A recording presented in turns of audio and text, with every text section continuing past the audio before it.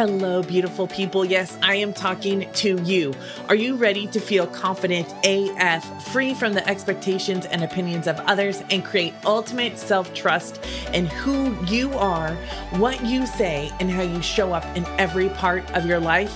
If you answered a hell yes, I am, I guarantee this episode will empower you to be 100% yourself, 100% of the time, no shame or guilt needed. It's time for you to strut your stuff, express yourself with freedom, and fully embrace every freaking fabulous part of you. Let's dive in.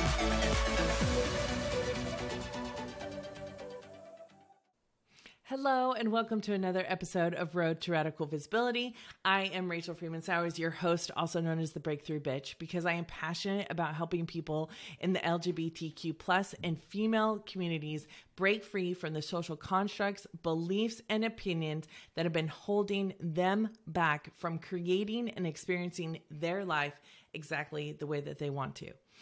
If you're someone who has found yourself overthinking, overdoing, overly responsible for everything, when you feel like you need to take something off your plate, you actually put something else back on, and you rarely celebrate your accomplishments because you're so busy driving, then this episode is for you. This episode has a little bit of me in it as well, because this topic has come up because it is something that I used to struggle with in my past.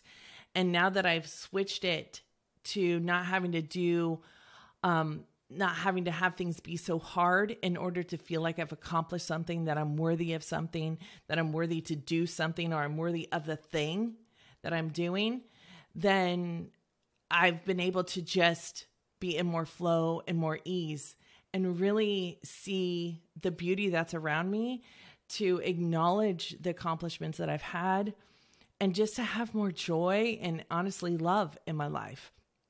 And so this topic has also come about because my clients seem to be experiencing these 5 same things. Now, I'm not surprised that I'm attracting these clients, because it is really a passion of mine. If you've been with me for very long, 100% yourself, 100% of the time, no shame or guilt needed. Some of these beliefs that we attract, like having to do the hard thing in order for it to be worth it, in order for you to be worth it, in order for you to feel good about it, an accomplishment, it like has to be really hard. The struggle has to be there, and you have to sweat, blood, and tears, and all of those things, right? Those come from beliefs that we've had in our past. And it's like there's a saying that's out there, like, it's something worth having, you have to work hard for it, right? You better expect to work hard if you want this other something. I was raised in this belief. I've always worked hard. I've always done the hard thing. My family lived in poverty a lot. We used to get those big 5-pound cheese bricks from down at the convention center in the food line. People would drop off 5-gallon buckets of squash and all the things on our doorsteps. Like, we lived in poverty. So I was never afraid of doing the hard thing. And I think this is why sometimes when people say we can do hard things, we can do hard things, we can do hard things. For me now at the age of 50, I'm like, well, no, duh. I mean, like, I can do hard things, but I don't want to only be doing hard things. I want to be doing things that make my body feel good. I want to be doing things that make me notice, like when I'm out in nature, like that cause me to have gratitude, that allow me to love myself and therefore others more, that allow me to have this freedom of how I want to move about in the world instead of always being constricted. My clients have been experiencing these 5 things. And so I'm wondering if you're experiencing them too. If you are, feel free to shoot me a message. If you're watching on the YouTube channel, put it in the comments below. So the first sign is that we always are addicted to doing things the hard way is that we're constantly saying to ourselves, and you may think this like, no, duh, Rachel, of course. But how often are you thinking, why does this have to be so hard? How often do you think, why do I have to overcomplicate everything? It's like everything has to be a challenge in order for you to achieve it, in order for you to complete it, in order for you to move through it. We get used to this. The body gets used to this. It gets used to the adrenaline that it needs. It says it needs in order to accomplish something. And there is a way of being in which you don't have to shoot your adrenaline up so high in order to know, like, hey, I'm accomplishing this and I feel like a success. I feel like I'm making a difference in the world, like I'm making an impact in the world. Okay, number 2 is you experience fatigue of the emotional roller coaster. So it's very interesting how people that often choose to do things the hard way all the time also have a level of anxiety.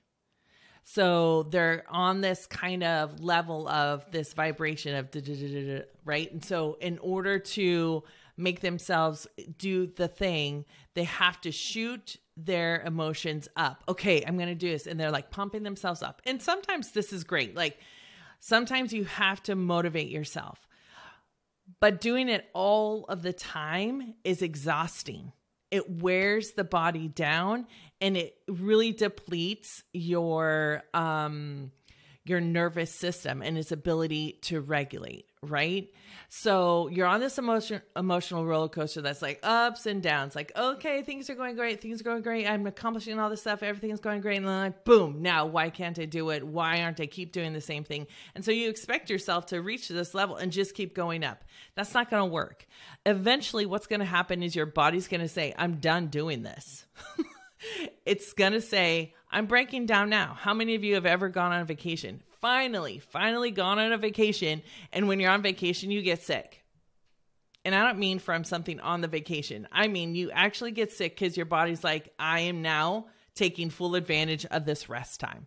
And then you don't really get to enjoy it. Or you go on vacation and all you're doing is doing and doing and doing and doing and doing. And you miss how the sand feels underneath your feet. You miss the quiet because it's always go, go, go, go, go, go, go, right? And you're on this emotional roller coaster. And then pretty soon you're like, oh, this is my normal. I want to tell you the emotional roller coaster is not normal. We have made it normal in our society. We've made it normal through self-shaming and judgment, but it is not. And it doesn't have to be that way. And you can still feel super successful. You can still feel like you've done all of the things. In fact, this morning I was like, oh my gosh, I have so much time. I'm feeling like this abundance of time. And I was like, what is that about? It's because I'm not in the stress response all the time. I'm like, okay, do this and do that and do this and do that and do this and do that. I'm like, oh my gosh, look around me. Like it creates gratitude, right? Okay, so number 3 is you find yourself pushing through constantly and needing to distract yourself from your emotions and your physical body to get through the day. So many of my clients are highly intelligent. They are high achievers. Well, I guess they're kind of like I used to be. I am still a high achiever. I am still highly intelligent. But I don't have to ignore and be purely cognitive to make it through my day. I don't have to ignore the emotions. This is the one thing that has really driven my whole entire business, is that we are taught to shut off the emotions so we can do the thing that we're supposed to do, or we should do, or we need to do because it makes us feel worthy. But this constant repression of your emotions will catch up to you. This constant repression of your emotions that get stored in the body will catch up to you. I had a client send me a message the other day and she's like, it's finally caught up with me. She's like, over the weekend, I literally slept 10 hours a day. I had to go to the doctor. My endocrine system is fried and I cannot find any energy right now. And her body decided to tell her it was time to rest. There are signs that your body is giving you. There are signs that your emotions are giving you. Listen to them. But if you're constantly pushing, it's because there's fear within those emotions? What will happen if I actually stop and feel the emotions? If you're not sure, that's okay. There's no other way around it, though. You need to go through the emotions. They'll hit you one way or another. I guarantee it. Okay, so you find yourself pushing through. Number 4 is you find yourself motivated by crisis, but you find yourself contemplating the very simple decisions, or the things that used to feel simple to do and to decide on are now complex, or you find it really annoying. Like, I just don't have time for that. Right? It's this pattern that we have of the crisis has to be there in order for us to be able to function. Now, we're supported in this belief through social constructs. We're supported through this belief through things that happen, right? And so we find ourselves in a withdrawal kind of when things aren't in crisis. When you actually like have a moment and like gotta immediately get up and go do something, because you can't have a moment by yourself, because what will happen if you do? Now, some people pass this off as I just like being busy. Okay, that's great. If someone's life is fantastic being busy, then this episode isn't for you.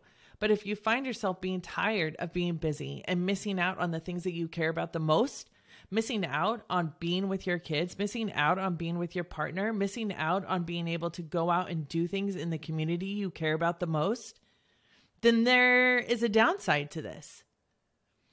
And being constantly motivated by crisis will take a toll. It takes a toll on firefighters. It takes a toll on nurses and doctors and all the people who support us. It takes a toll. It will come out eventually. Unfortunately, the thing is that we don't hear about that very much. And when we do, it means that someone often has decided to take their life because of it. It doesn't have to reach that point. It's the simple decisions that seem to go away that, like, I'm sitting there staring in the grocery store and kind of zoning out because I don't know what almond milk I'm going to choose. I mean, I get the same almond milk every time, but it's like, it's that kind of example, right? So if you find yourself always having to be in crisis, always having to be a rush somewhere, and it always has to, okay, we have to do this and then again, if you're loving your life like that, totally cool. But if you're not, think about these other things. Okay, so number 5 is that you're so exhausted from doing all of the things that you can't enjoy the things that truly mean the most to you. Family, friends, partner, your life. Are you enjoying your life? Are you making meaningful connections? Are you feeling like you're making an impact? Are you fulfilling what you feel is your purpose? Or are you just going around from thing to thing to thing to thing to thing? Are you able to sit with someone who you truly care about?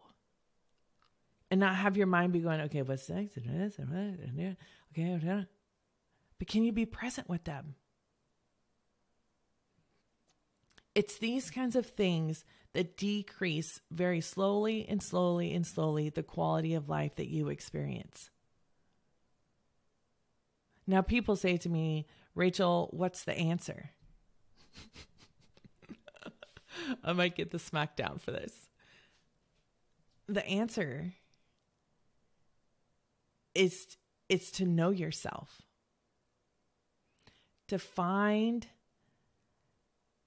the parts of you that think that these things need to be done in order to be worthy.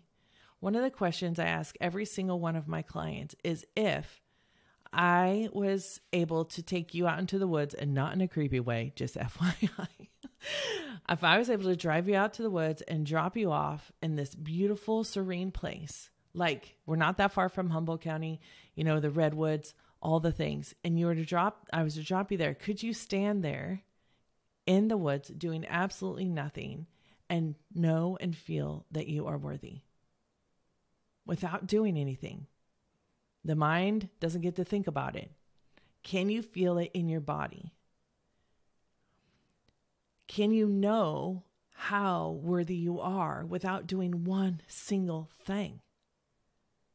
Without having to have it be so hard, without having to have to push yourself so much to do all of the things and nothing ever gets done well. Could you feel worthy right there? Every single one of my clients say no. And they say no just in the beginning. But by the time we're done working together, they're not worried about how hard it has to be to make them worthy or it worthy. They're able to say there is worthiness already. And therefore, everything I experience from here on out, things can be hard. Things can also be easy. Things can have flow. What does it feel like to bring more joy into my body? To experience life the way I want to, instead of working so freaking hard every single day to finally enjoy it, which you may never make it there.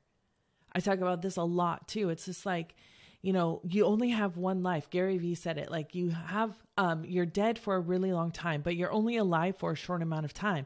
And how are you experiencing your life right now? Are you stuck in the pattern of constant crisis, constant adrenaline rush for you to feel like you are alive?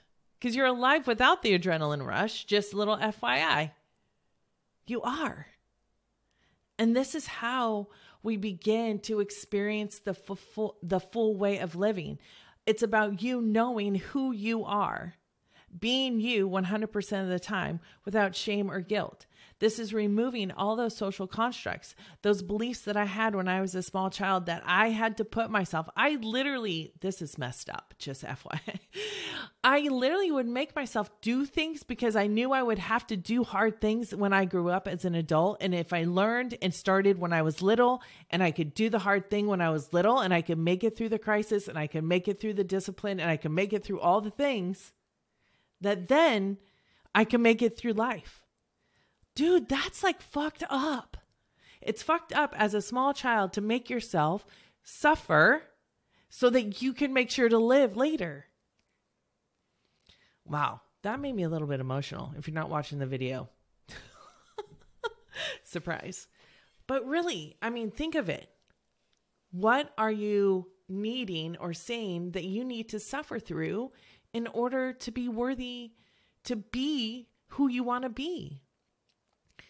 To experience what you want to experience. This keeps us, this thing about doing the hard thing, it keeps us distracted. It keeps our body in a tense mode. It fries your adrenal system.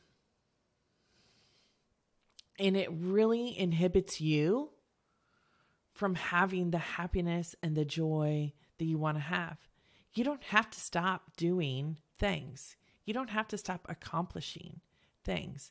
You don't have to just live this life where you're like flowing all about it and you don't know what you're doing. No, you can have goals. But there is a more productive, efficient, and helpful way for you to do that so that you can live the life that you want to live in the longest way possible. I mean, I'm here to get some shit done. And I want to live a long time so I can do all the shit I want to do. That's the fact of it. So I am invested in living with more ease, with more joy, knowing that when the hard things come, I can absolutely do them, but they are not necessary for me to feel alive or to be motivated or define my worthiness. So the thing you need to do is get to know yourself. And to have the courageous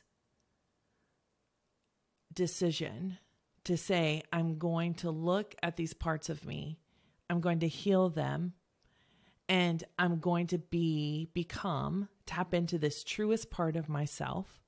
I call it the wise one within. I'm going to tap into her or them and say, this is where I operate from now. This is what helps my clients live a life that they never thought that they could be living, is through healing these parts of themselves. And in fact, I wanted to share with you, I'm just going to move this over really quick. I had a client I was meeting with the other day, and she said to me, we're talking about having to do things the hard way, and how much self-trust and safety, ultimate self-trust and safety, play in this. And she said, before I worked with you, I don't ever think that I trusted myself.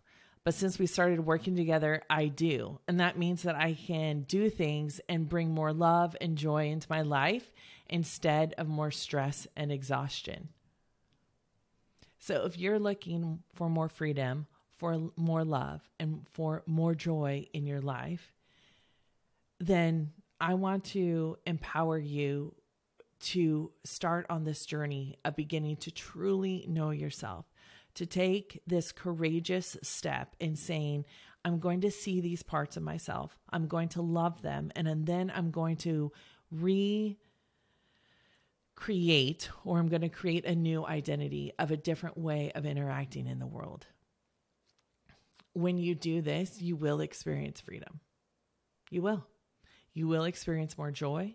You will experience more happiness. You'll experience being more present with the things, to be with the people and do the things that you care about the most.